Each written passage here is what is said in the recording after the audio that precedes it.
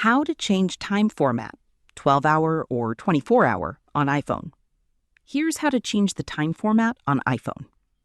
First, open the Settings app on your iPhone. Next, scroll down and tap General. Then select Date and Time. Here, you'll see an option called 24-hour time.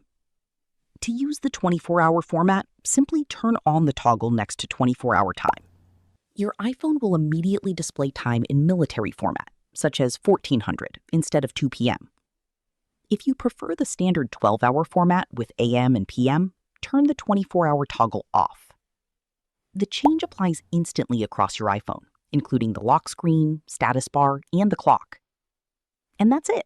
You've successfully changed the time format on your iPhone between 12-hour and 24-hour time. Thanks for watching. If this tutorial helped, don't forget to like the video and subscribe for more iPhone tips, tricks, and how-to tutorials.